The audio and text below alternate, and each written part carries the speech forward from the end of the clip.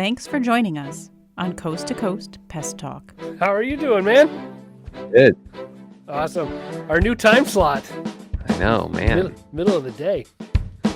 It's not, I mean, I have so much energy. I know.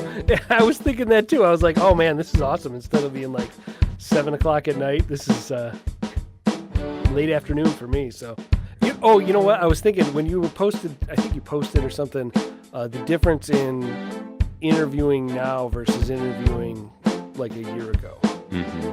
Has been a big shift for you? Like, really? First off, like, I feel like I'm just finding better applicants, ironically, which is funny because it's not like my ad has changed. But I feel like that, and I'm able to sort through, like, I use the advice that you gave me, where you basically say, if you have any gut check at all, you need to basically not do it, right? Hey, Ralph. It's time to eat. Okay, well, I'm running a podcast, so I'll come up in a bit. Okay. Love you.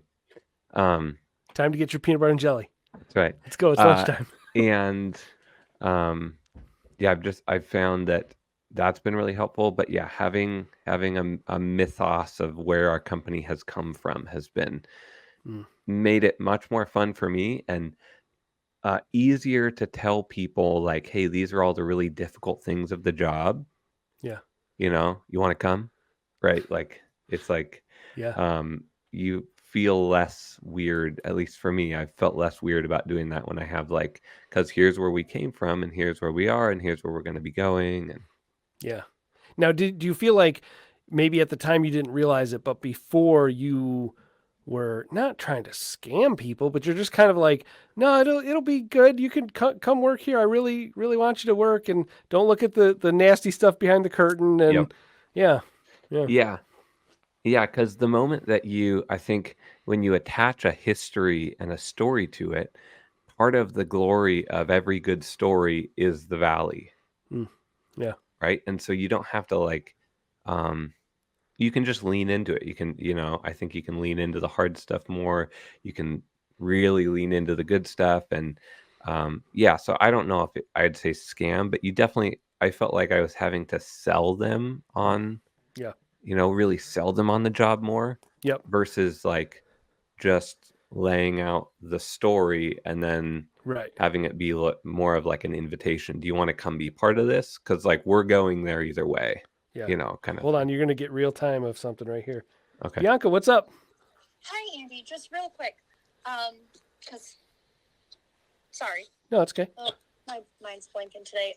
So the stations that they have in the basement, they're going to be exterior stations, and they're going behind these AC units. The circuit stations are getting placed behind the utility units behind the building. All those other EVOs are staying for interior use in those light wells. So they're going to stay there once they get their lead abatement done to open up the rest of the basement. That's where those are going. Okay, so these guys are just getting glued to the brick pretty much. Yep. Okay. Perfect. Thank you, Andy. All right. Thanks, Bianca. Okay. Okay. Love it.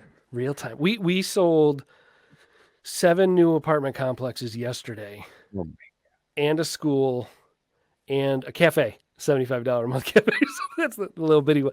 But, like, I go into Holly's office. I was like, well, do you want the good news or the bad news? She's like, I don't know. The bad news first. I go, well, it's both the same news. They're both the same news. It's just one news. I'm like, oh my God. That's amazing. Yeah, it's crazy. That is so cool. All right. What's up, guys? Thank you so much for tuning in to Coast Pest Talk. I am your host, Gabe, with Pest Patrol, joined by Andy Sanefski up in upstate New York. I was going to say northern New York. Is that correct? Oh my God. Gabe has a kid and is out for a couple months, and he forgets. It's just rough. He forgets everything. But upstate New York, Syracuse, with Perimetek Pest Management. We're going to get through this. Oh my God. Today we're going to be discussing going from being a tech out in the field to transitioning to that owner role. So tech to owner, what's that look like? What are the mindset shifts, et cetera, that you kind of have to get through? So Yeah. let's just jump into this. Yeah, I think this is an awesome one. I think the first thing you have to deal with this is, do you want to do this? Right. Yeah. Right? Like, is this right for you? You got to ask yourself a deep, dark question of like, everybody says, "Oh, I want to grow a company and I want to be the boss and yada yada." Did you come to a point where you were like, "Yes, I want to be a owner. I want to run a business." And then part two of that question, how many times have you regretted that or wished or doubted it and been like, "Oh my God, goodness. do I really Yep. want to do this?" Yeah. Yeah. Like, golly, I'm 4 years in. I would say a few times a year, Yep. right? You've had this, Yeah. maybe I should just go back and get a job in a cubicle or just go work for another company. Doesn't have to be in a cubicle. Yeah. Yeah. Oh my gosh. Now, did you know early on you were like, "Yes, I want to own a company. I want to have employees. I want to do the whole thing."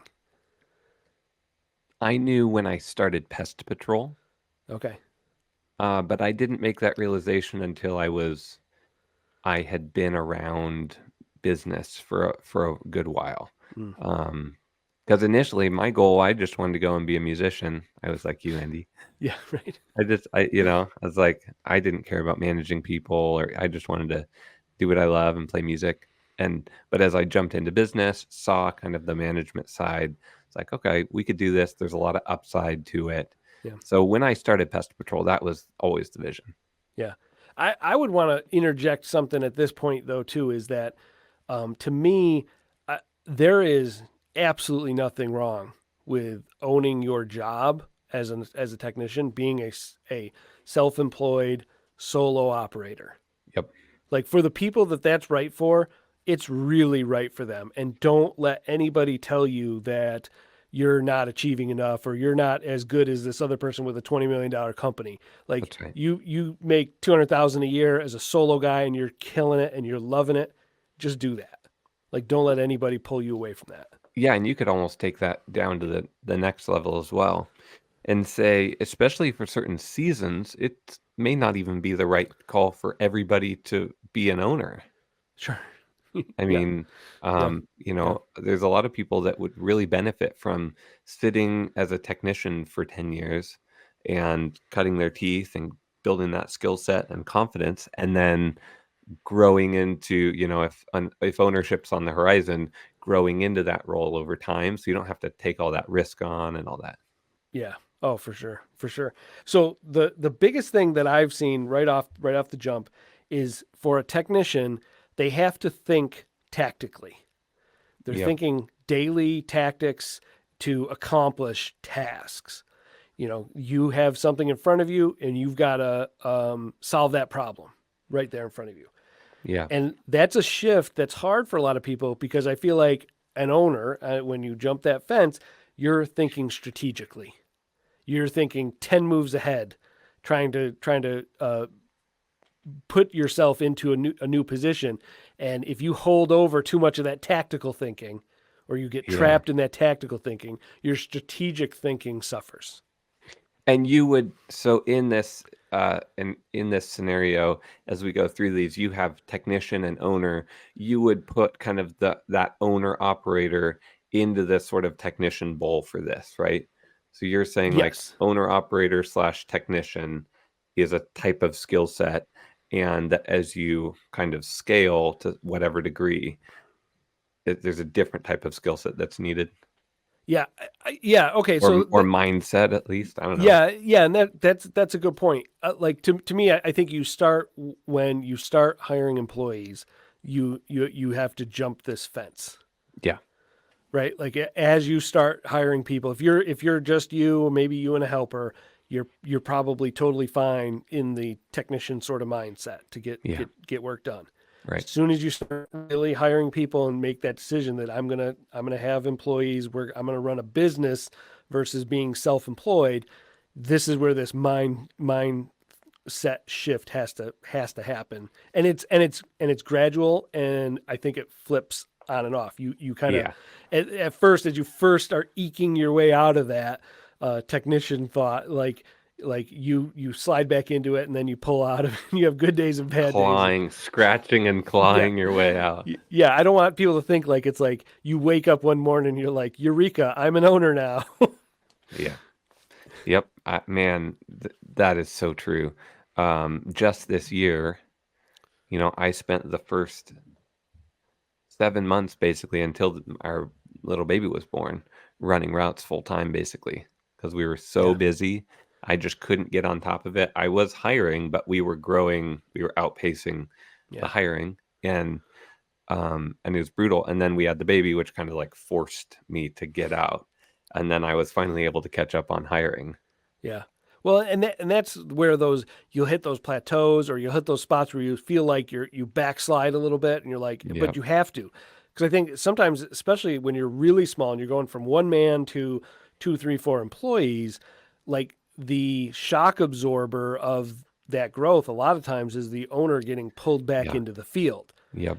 And I think I've seen where I think we do a disservice sometimes to those owners to almost scold them. You should be working on your business, not in your business. You're like, yeah, but right now I have to work in my business because I have to get this, straightened out. It's just don't live there forever. It's got to be for a season. And I don't mean the whole season. I mean a period of time that you're like, okay, for a month I have to do this as we're getting this other thing in place. You do whatever you have to do. Yeah, that's right. Yeah, I'm just about to jump into kind of a sales role right now in my business because I'm going to build out that kind of seat in hopes to train somebody into that. But I'm sort of taking that over from our office manager who had been doing a lot of that. So I'm kind of jumping back into the field in that sense with the intention of long-term building out SOPs for it and then handing it off to somebody who really loves that. Yeah. So yeah, it's interesting. Sure. So, but that highlights really that difference in thinking strategically versus thinking tactically. Yeah. If you think strategically, you're going, okay, as a strategy, I'm going to go out back into the field for this amount of time as this other piece is, getting up and running, and then I'm going to do this next thing. Thinking tactically is, I have this job to do. I'm going to do that job. Oh, there's another job to do. Let's go do that job with no strategy at all. Yeah. Okay. So you got tactically moving from thinking tactically as the technician, owner, operator, growing into more of a strategic role as an owner. Yep. What's next? I feel like as a technician, you are owning delivery. You're owning solutions. You're owning the relationship directly with the customer. You're owning what you do. I do this work and I do it well, and I own pride in that work. As an owner, and this is one that a lot of people struggle with, even if they've been in it a lot, is you own all the problems. Yeah. You don't own the solutions to things. You own every problem that happens. That guy goes out there and gets a flat tire in your truck, you own that problem. You didn't train him well enough and he screws something up, you own that like every problem. Things that aren't truly your doing. It's there's a saying, it's not by your hand but in your lap. Like you didn't do it, but there it is. And it's hard for a lot of people to get over into that area where, like, if you're used to, I own my work and I do a great job and I can rely on that I did it right every time, versus, okay, I'm handing this off and now the technicians are going to go out there and maybe create a whole universe of problems that I wouldn't have created it if I did it. I would have done it right. Well, okay. Yep. But now you own all those problems. Yeah. You got to figure out the systems to make those problems not happen again, figure out the root causes of them. And that's where your work really is, not in going and fixing the ant problem, like actually killing the ants. It's figuring out how come that technician didn't have the right tool at that time to fix the ant problem, or whatever the case may be. That's right. That's so right. Yep. And I think with that, you see having to grow in being willing to take responsibility for things that are, like you said, not your fault. Yeah. I mean, like, it's like, in a sense, everything's your fault. It's your responsibility. But like, you're like, I had nothing to do with you messing this job up. I mean, you did usually, if we really think about it. No, that's right. And actually, it was something that I picked up.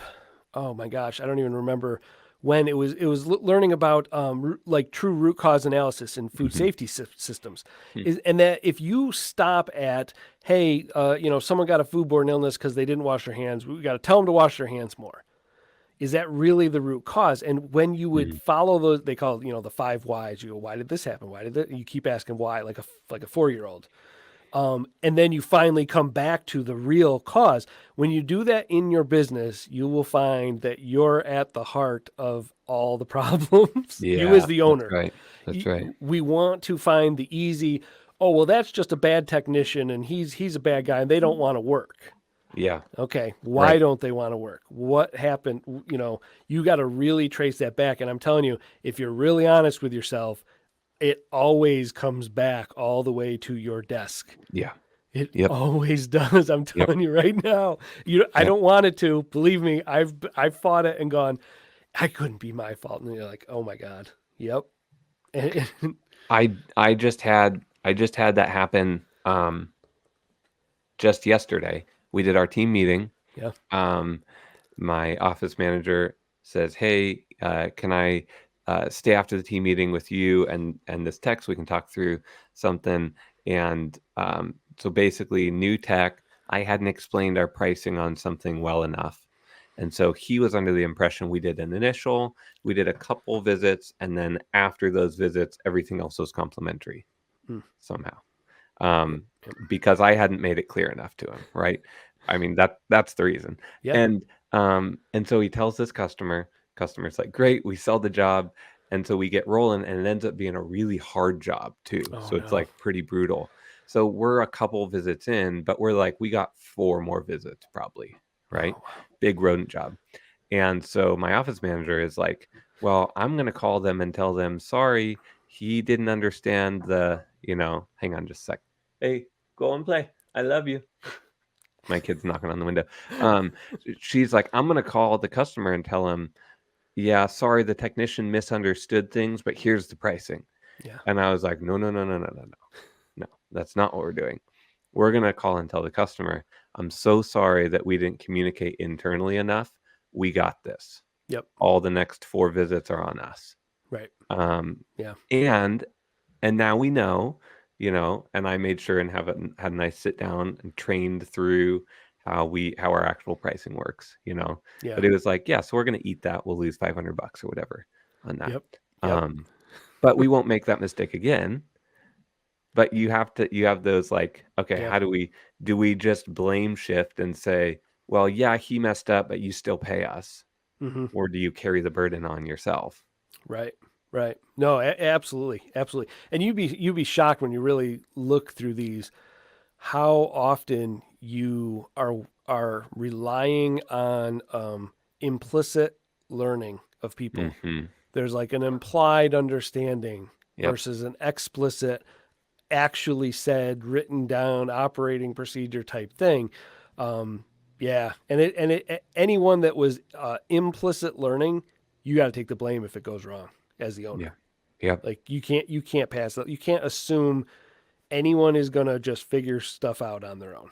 Like, right. And Yeah. a lot of times they'll figure stuff out, and 50% of the time it'll be right. Right. Yeah. Sometimes, and we rely on that sometimes we don't tell people enough, and we let our people figure it out, and they're smart people and they figure it out and it turns out okay. And then that sort of masks a problem. Mm-hmm. But then you're like, oh no, everything goes fine. Our training's great. Like, is it great, or are you just getting lucky when it's not? Right. Like you have reasonably high IQ humans who are covering for you. Yep. Yeah, totally. Yeah, that's great. For sure. So, I mean, on some level though, I think as we as owners seek to take responsibility for the problems, I do think that trickles down, right? So hopefully you do have a team of techs and office staff that's willing to accept responsibility for the problems in their sphere as well, right? Oh my God, totally. So a couple things happen with this. the amount of trust that you build with your staff when they see that the owner is willing to take that on themselves.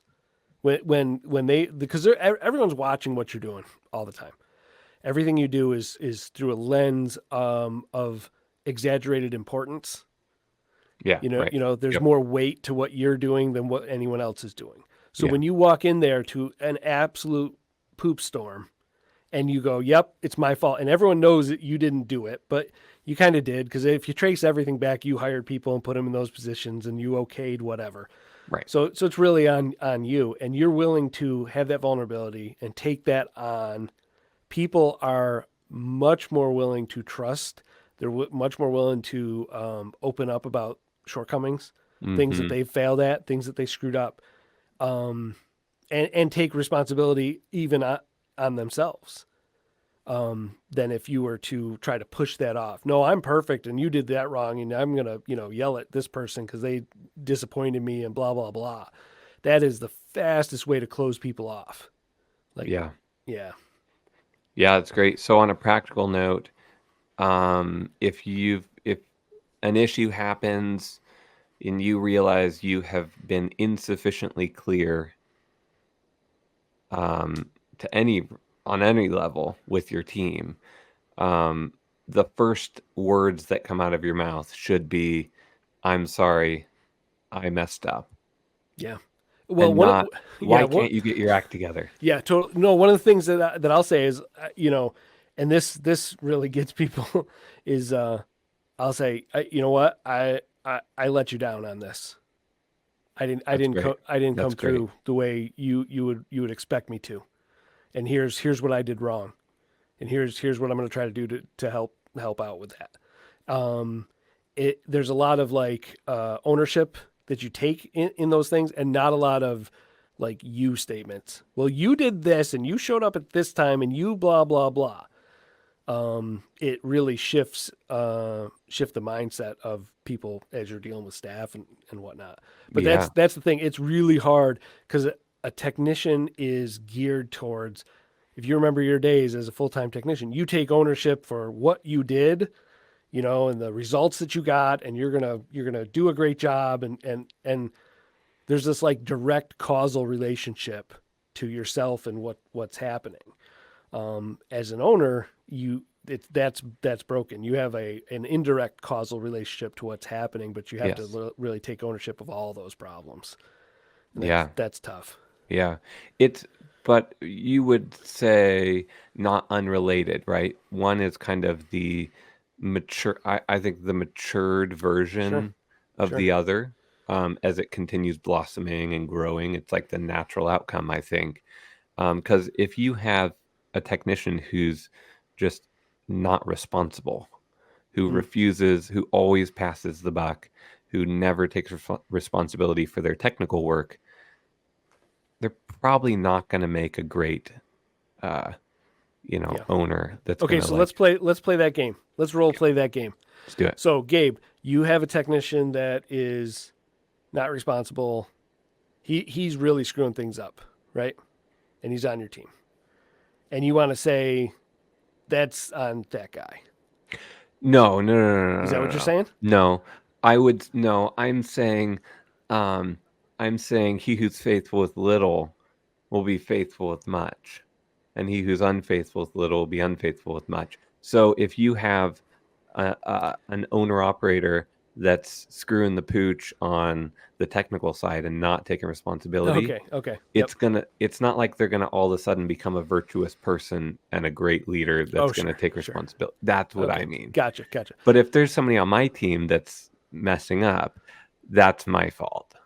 Yeah, because I will hear people, they'll argue against this and they'll say, well, it's not my fault. That guy's, he's obviously a jerk. And he could be stealing from people, really an absolute terror of a person. Why is he still on your team? Yeah. That's your fault. Yep. You gave him the keys to that truck every morning. That's on you. That's not on him. Yep. It's you give keys to a 4-year-old to your car and he crashes it. You don't blame the 4-year-old. Right? That's right. That's on you. So everything comes back onto you. Oh, totally. Yeah. So I had to let go of a tech this last summer, and it was really rough. And I had hired him before I had standard operating procedures in place, an employee manual in place. And so it was a rough firing because we just left on bad terms. And then he ended up like filing for unemployment, and it was a whole big thing. And I just realized like, wow, I just did such a bad job. Like, I should have had my ducks in a row when I hired this guy. I did a terrible job training him. Like that was what that really revealed to me. Yeah. It made me thankful because thankfully, a lot thanks to you, put a lot of that stuff in place. I have my ducks in a row more now. But man, sometimes when you get those tough employees, it really shines the light on your issues. Oh yeah, no, for sure. Now this is a perfect segue though, because it brings up my next actual point of the differences here: managing tasks versus managing people. When you're on the technician side, you manage your daily tasks. You manage how much I have the right equipment, I have the right tools. I'm going to be able to do this job. I know where it's at. I talk to these people. You're managing yourself and all the tasks for the day. On the ownership side, it is only managing people. And it's really managing your people. You're not even managing the customers. You're not even it's managing people all the time. If you don't want to do that, if you feel like you have a shortcoming there, and I think this is the one really big limiting factor that keeps people, and wisely, as a one-man operation. They don't want to manage people. Yeah. Run away now if you don't want to manage people. Yeah. And here's one of the things I've learned over the years. Managing people is hard, but it is impossible if you're not well regulated yourself. If you haven't done work internally on yourself to get yourself in the best emotionally intelligent place you can possibly be, it's dang near impossible. Yeah. And that's where we see the struggles people have with managing people is in their self-control, in their self-development. It's not in everybody else. Everybody, yes, we all live in the same world with a bunch of crazy people, right? Everyone's crazy. Yes, totally. You can only control yourself. And that's where people struggle. That's so right, man. I had a conversation a couple months ago. Local owner-operator, nice guy, older guy that was kind of trying to think through probably his last 7 or 8 years in business. And he's one-man show. He's been in business for maybe 15 years, and he's like, he really would like to scale up so that he could kind of have something to sell. And in that conversation, I felt so bad for the guy, but I felt like he utterly refused to accept any responsibility for anything the whole conversation. And I wasn't like really pushing him. But I was just asking, because he called asking like, how did you scale your company? Because we're in the same market, right? And so I was walking him through stuff, and everything was an excuse. Well, my website, well, well, they deleted my Google page, well, the bad reviews, well, and it was like, you just felt like you couldn't get any traction because he just refused to accept responsibility. Right. And I think if that's going to be the mindset, it's going to be really tough to start managing people under you, you know? Yeah. Hell, it's going to be hard to hire people. Like people are going to sense that. We're very good, as a species of recognizing sort of those cues, those social cues for those kinds of things. Yeah. And I think that you have a lot of that type of personality that is the ones that go, oh my God, I can't find anybody to hire, and no one wants to work, and everybody's terrible. And like, what are you bringing to the table here? There's a common factor here. There's a common denominator in all these equations. At every one of those interviews, there's one person that's consistent, that's there every time. Who is that? Oh yeah, it's you. Like, okay. Yeah, man, you're so right.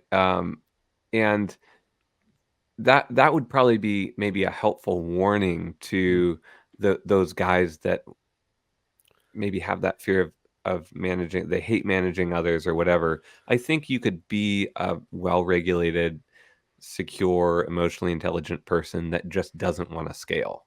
That's Oh a my God. viable option, Yes. right? And I've tried to, I have some friends that are the best one-man operations I've ever seen. Yes. They won't talk.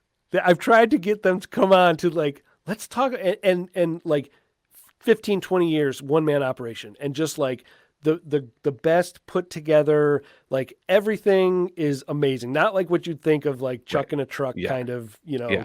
Joker. Like very, very professional. As good as we are as a company, they do everything just as good, if not better, because it's the owner doing every single job. Yep. But I can't get them to come on because I want to like share some of that, because there's a lot of people that are one-man operators that could benefit from like, how do you like put things together and have the discipline to have sort of standard procedures when you're just one person, right? It's Yeah. you have your own unique challenges as a one-man operation. And I think it's an underserved, as far as like talked about sort of market. There's not a lot out there like to help people. There's a lot to help. If you want to grow your company super fast and hire a door knocking team, there's a ton of resources. If you want to stay a one-man operation and still have a life, like there's no help Right. for you. Like, but Yeah. I can't ever get any of them to talk. Yeah. Yeah, so you have the guys that are just crushing it and exemplary, and then you have the guys who, who maybe the thing holding them back from scaling really truly is them getting themselves under control, and they may find that maybe they actually do want to hire some people, once Yeah. they figure their crap out. And then you have certain people that they're good, like they're great people. They've worked through their own stuff and they're running a great owner operator business. Yeah. There's a place for all that. Yeah. Yeah. It's a whole spectrum. I think we want to make people small so that they can be put into little categories, and we can just shove them into little things. Oh, this is this thing. And the real world's quite a spectrum. So Yeah. Except for door knockers. They're all evil. oh, Gabe. Oh no. I'm just joking. Kind of. This guy. Oh my God. Yeah, that's funny. Great. I'm just joking. Okay, so the last one that I had on here, and I saved it for last just because I feel like it's more overarching. Yeah. Is a technician is going to be mission focused. They have a thing to do, and an owner is vision focused. So there's that longer term horizon. It goes back to being strategic versus tactical. It's another way to say the same sort of thing. But yeah, you're gonna be more focused on the direct mission right now. And this is where that holdover from a technician into the owner's seat will stifle some owners. They stay way too long on mission focus, on day to day, on blocking and tackling and doing the nuts and bolts of keeping the business going, and not really the long vision. And I think it's different than just thinking strategically. I think that vision is it's something that has to age like wine. Like I feel like you discover it and it unwraps over time. It's not something that you just sit down and go, yep, that's my vision. This is where we're going. And this is, you can do those, but I feel like a lot of those vision, you on the little vision quest and you're like, here's our vision now. And we wrote it down and blah, blah, blah, are shallow visions. Yeah. They're not that deeper core. Like I wrote it on the wall. You did. You're done. Why did nobody's following it? Yep. Yeah. It's funny because we actually started, oh my God, a bunch of years ago when we started looking into doing the EOS system. And part of that is you do this vision traction organizer where you're going to get together and everybody's going to spend a whole day. And at the end of the day, you're going to have your vision. And like, we did that 2 years in a row, and it was, I mean, I don't want to say it was worthless because you learn things and there was a lot of conversations, but it doesn't get you to the full deeper vision a lot of times. I think you still end up in a little bit of a shallow space. And I feel like it only really takes time and deep reflection before you really get to that core. Yeah.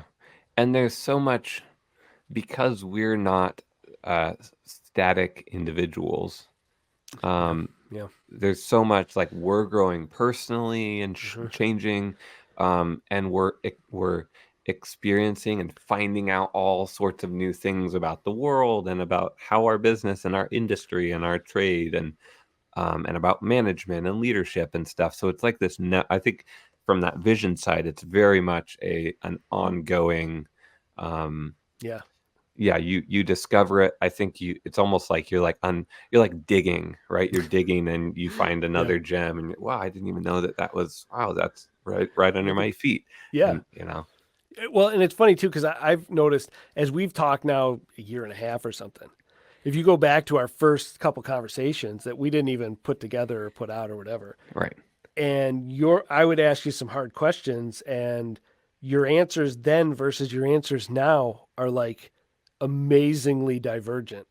And not like you've done a 180. You didn't take a turn like all the way around and now you're like, totally different. But like it's like 40 degrees off. Like you would answer things differently now. And I think I remember at the time telling you, yeah, I think there's something more than that. And you'd answer a certain thing and it would be half of what Gabe Seymour thought and half of what you thought people would want you to think. It was, some of those like, well, I'm supposed to want to do this. I'm supposed to have this as a goal. I'm supposed to think this. And then now I see it all the time talking to you and I'm like, oh my gosh, yeah, you've gotten like way down to a more of a core. But you're absolutely right. It's super dynamic. That you don't finish this. You finish this when you die. That hole you're digging, they put you in it, and then you're done. That's it. They take the jewels out and throw you in with the dirt. Perfect. You did your work. That's right. That's all. But I mean, would you agree with that? Like your perception now of Pest Patrol and what you're doing and what you're trying to build versus say a year and a half or 2 years ago. Yeah, it's funny. I think you probably see that a lot more clearly than I do being on the outside. It's always, in a sense, it always has felt like, oh, this is just me. This is just what I believe, right? But I think that's kind of the nature of blind spots, right? It's just you can't smell your own breath, right? So actually, there's actually a psychological effect. I can't remember the name of it, where your mind will actually go back and backfill memories that weren't there. Yeah. That will like, oh, I always thought this. It's like if you were to pick, guess which card is going to come up in a series, like, oh, it's a Queen of Hearts or whatever. If one comes up, you are more likely to go, oh, I was going to say that one. When you weren't actually going to say that one, because your mind goes backwards and puts into your brain, no, we knew this all along. Right. You knew this was going to happen. So now if you go roll back a year and a half and go like, no, I pretty much thought the same thing I think now. I was on the right track. But then if you actually like listen to some of the things, and you'd probably be like, oh my gosh, this crazy guy, what is he saying? Who is that guy? Totally. Well, and I think you like the example I gave with that guy that I had to let go, when you start getting into like hard facts, like where he's like, well, you didn't train me how to do this. I didn't know how to do. And you're like, yeah, I did. Oh my God. I didn't have anything. Right. Yeah. And that was like, it was like 12 months prior. You're like, I didn't have any of this stuff in place to help bring this guy along onto the team. So I think you're totally right. We totally do that. And that sometimes God's good at like, hey, let's show you a mirror of what you actually were like. But that's why we need friends and people in our life, to be able to be like, you remember that you were like that not very long ago, right? Oh, for sure.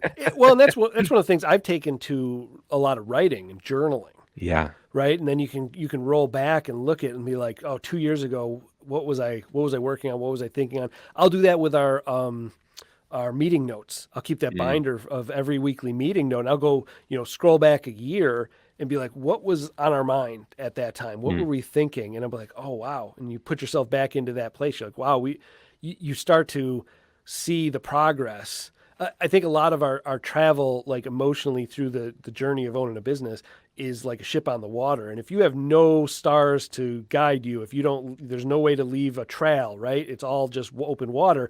You don't see the progress you're making. You Yeah. don't see how many nautical miles you've sailed because there's just no reference point. And so like I've done some things to try to like have those reference points. Because to me it's like encouraging. I would be like, oh my gosh, we've come so far, like Yeah. in this amount of time. Yeah, totally.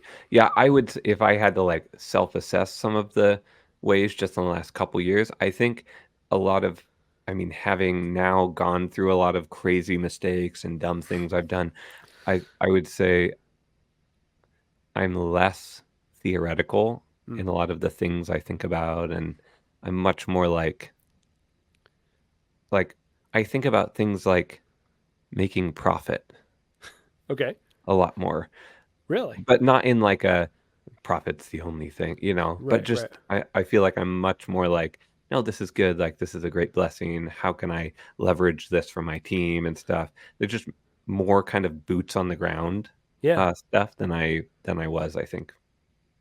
Man, I can't tell you. I've probably had 20 people this year reach out saying, hey, I'm starting a business. I'm starting a pest control business. A bunch of them, probably all those 20 are the only people that listen to our podcast. Yes.